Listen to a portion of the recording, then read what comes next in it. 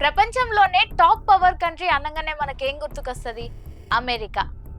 ఐఫోన్లు, Hollywood, McDonald's ఇవే మనకు తెలిసిన అమెరికా. కానీ ఈ లగ్జరీ వెనుక ఉన్నది డర్టీ పాలిటిక్స్ అని మీకు తెలుసా? అమెరికా పవర్ కేవలం ప్రజాస్వామ్యం వల్ల రాలేదు. అది గన్స్, ఆయిల్, డాలర్ నుండి పుట్టింది. గడిచిన 80 ఏళ్లుగా అమెరికా ప్రపంచాన్ని తన వేలిపై ఆడిస్తుంది. ఏ దేశంతో గొడవ జరిగినా అమెరికా ఎందుకు వెళ్తుంది? అసలు అమెరికా ఎందుకు ఇన్ని యుద్ధాలు చేస్తుంది? అది శాంతి కోసమా లేకపోతే సంపద కోసమా? ఈ రోజు మనం అమెరికా వార్ మ్యాజిక్ వెనుక ఉన్న చీకటి కోణాన్ని తెలుసుకుందాం. రెండో ప్రపంచ యుద్ధం తర్వాత అమెరికా ఒక సూపర్ పవర్ గా ఎదిగింది. అప్పటి నుండి అమెరికా పాల్గొన్న యుద్ధాల లిస్ట్ చాలా పెద్దది. మొదటి యుద్ధం కొరియాతో జరిగింది. 1950 నుండి 1953 వరకు కొరియాతో యుద్ధం చేసింది అమెరికా. కమ్యూనిజాన్ని అడ్డుకోవాలనేది బయటకి చెప్పిన కారణం, కానీ రియాలిటీలో అది ఆసియాలో తమ పట్టు కోసం చేసిన ప్రయత్నం. ఈ యుద్ధంలో సుమారు 36,000 మంది అమెరికన్లు, లక్షలాది మంది కొరియన్లు మరణించారు. ఆ తర్వాత యుద్ధం వియత్నాంతో 1955 నుండి 75 వరకు జరిగిన ఈ యుద్ధం అమెరికా చరిత్రలో ఒక మాయని మచ్చ. సుమారు 58,000 మంది అమెరికన్ సైనికులు ప్రాణాలు కోల్పోయారు. దీనికోసం అప్పట్లోనే $168 బిలియన్ల ఖర్చు పెట్టారు. ఇక 1991లో గల్ఫ్ వార్, 2003 ఇరాక్ యుద్ధం గురించి మాట్లాడుకుందాం. ఇరాక్ దగ్గర డిస్ట్రక్షన్స్ వెపన్స్ ఉన్నాయని అమెరికా అబద్ధం చెప్పింది. కానీ అసలు కారణం ఏంటో తెలుసా? ఇరాక్ లో ఉన్న అపారమైన చమురు నిల్వలు. ఇరాక్ ప్రపంచంలోనే 5వ అతిపెద్ద చమురు నిల్వలున్న దేశం. ఈ యుద్ధం వల్ల 5 లక్షల మంది అమాయక ఇరాకీలు చనిపోయారు. అమెరికాకు దీని వల్ల అయిన ఖర్చు $2 ట్రిలియన్ల.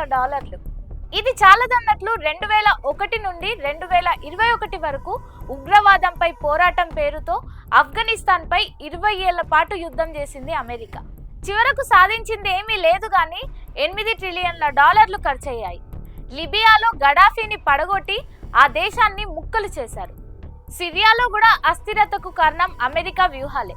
పబ్లిక్ కి చెప్పే రీజన్ ప్రజాస్వామ్యం, మానవ హక్కులు అయితే ఇంటర్నల్ గా ఉన్న రీజన్ మాత్రం ఆయిల్ పై కంట్రోల్. దీనికి ఇంకో రీజన్ కూడా ఉంది, డిఫెన్స్ ఇండస్ట్రీ.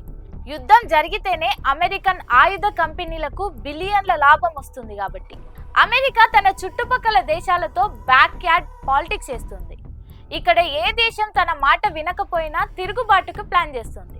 1973 చిలీలో ప్రజాస్వామ్యంగా ఎన్నికైన సోషలిస్ట్ అధ్యక్షుడు సాల్వడర్ ఎలెండేను CIA అంటే సెంట్రల్ ఇంటెలిజెన్స్ ఏజెన్సీ సపోర్ట్ తోటి పడగొట్టింది అమెరికా.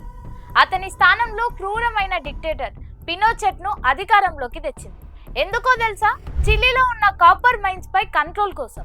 గ్వాటెమాలా లాంటి కొన్ని దేశాల్లో కేవలం అరటి పండ్ల వ్యాపారం చేసే ఒక అమెరికన్ కంపెనీ కోసం అక్కడి ప్రభుత్వాన్ని కూల్చారు. బనానా రిపబ్లిక్ అనే పదం అక్కడి నుండే వచ్చింది. వెనిజులాలో ప్రపంచంలోనే టాప్ ఆయిల్ నిల్వలున్నాయి.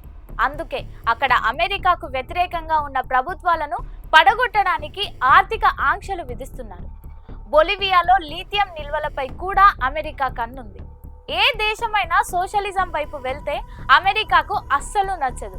తన కార్పొరేట్ కంపెనీల లాభాలే అమెరికా ఫస్ట్ ప్రయారిటీ. ఇప్పుడు అమెరికా వర్సెస్ క్యూబా. ఈ పోరాటం ఏందో చూద్దాం. ఫిడెల్ కాస్ట్రో అమెరికా కంట్లో నలుసుగా మారిన వ్యక్తి. 1959 విప్లవం తర్వాత క్యూబాను శత్రువులుగా చూస్తోంది అమెరికా. బే ఆఫ్ పిగ్స్ కాస్ట్రోను చంపడానికి CIA చేసిన విఫల యత్నం. క్యూబన్ మిసైల్స్ క్రైసిస్ టైంలో ప్రపంచం దాదాపు 3వ ప్రపంచ యుద్ధానికి వెళ్ళింది. 60 ఏళ్లుగా క్యూబాపై ఆర్థిక ఆంక్షలు కొనసాగిస్తున్నాయి. దీనివల్ల క్యూబాకి సుమారు $150 బిలియన్ నష్టం వాటిల్లింది. చిన్న దేశమైనా తన మాట వినలేదనే అహంకారమే దీనికి కారణం. ఐక్యరాజ్య సమితిలో మెజారిటీ దేశాలు ఆంక్షలు ఎత్తేయాలి అన్నా కూడా అమెరికా వినలేదు. ప్రపంచ బిగ్ బాస్ గా అమెరికా మారడానికి రీజన్ కేవలం గన్తో బెదిరించడమే కాదు, గ్లోబల్ సిస్టమ్ తో వరల్డ్ నే రూల్ చేస్తుంది. అందులో మొదటిది NATO, North Atlantic Treaty Organization. ఐరోపాలో తన సైనిక పట్టును నిలుపుకోవడానికి నాటోను వాడుకుంటుంది. ప్రపంచవ్యాప్తంగా 80 దేశాలలో అమెరికాకు సైనిక స్థావరాలు ఉన్నాయి. మొత్తం 750కి పైగా మిలిటరీ బేస్లు, అంటే ప్రపంచంలో ఎక్కడ ఏం జరిగినా అమెరికా సైన్యం సిద్ధంగా ఉంటుంది. ఇక రెండోది, అతిపెద్ద ఆయుధమైన అమెరికన్ డాలర్. ప్రపంచ వాణిజ్యం మొత్తం డాలర్లలోనే జరగాలని రూల్. ఇది అమెరికాకు ఒక అన్లిమిటెడ్ క్రెడిట్ కార్డ్ లాంటిది. IMF, international monetary fund and world bank కూడా అమెరికా కంట్రోల్లోనే ఉంటాయి. అభివృద్ధి చెందుతున్న దేశాల ఆర్థిక విధానాలను ఇవి ప్రభావితం చేస్తాయి. ఎవరైనా మాట వినకపోతే ఆంక్షలు వేస్తాయి. అంటే ఆ దేశం ప్రపంచ మార్కెట్ నుండి కట్ అయిపోతుంది. రష్యా, ఇరాన్, నార్త్ కొరియా దీనికి ఎగ్జాంపుల్స్. ఇది ఒక రకమైన డిజిటల్ అండ్ ఫైనాన్షియల్ వార్. 1970లలో ఒక క్రేజీ ఒప్పందం జరిగింది. అదే పెట్రో డాలర్ వ్యవస్థ. అమెరికా ఇంకా సౌదీ అరేబియా మధ్య ఈ రహస్య ఒప్పందం కుదిరింది. ఈ డీల్ ఏంటంటే సౌదీ తన ఆయిల్ను కేవలం డాలర్లలోనే అమ్మాలి. దానికి బదులుగా సౌదీ రాజకుటుంబానికి అమెరికా రక్షణ ఇస్తుంది. దీనివల్ల ఏ దేశం ఆయిల్ కొనాలన్నా మొదట డాలర్ సంపాదించాలి. అంటే అమెరికా కాగితం ముక్కల అచ్చు వేసి ప్రపంచ సంపదను కొంటుంది. ఇది డాలర్లను గ్లోబల్ రిజర్వ్ కరెన్సీగా మార్చేసింది. అమెరికా ఎంత అప్పు చేసినా ఎవ్వరూ ఏమీ అనలేరు. అదే డాలర్ పవర్. అమెరికా యుద్ధాలు శాంతి కోసం కాదు, అవి పవర్ ఇంకా ప్రాఫిట్ కోసం. కానీ ఇప్పుడు పరిస్థితులు మారిపోతున్నాయి. చైనా ఆర్థికంగా అమెరికాకు గట్టి పోటీ ఇస్తుంది. బ్రిక్స్ దేశాలు అంటే Brazil, Russia, India, China, South Africa బలపడుతున్నాయి. డీడాలరైజేషన్ మొదలైంది. అంటే చాలా దేశాలు డాలర్తో కాకుండా సొంత కరెన్సీలో ట్రేడింగ్ చేస్తున్నాయి. ఇండియా కూడా రూపాయలలో ట్రేడింగ్కి మొగ్గు చూపుతోంది. అమెరికా ఆధిపత్యానికి ఇది ఒక పెద్ద సవాల్. టెక్నాలజీ పరంగా కూడా ప్రపంచం విడిపోతోంది.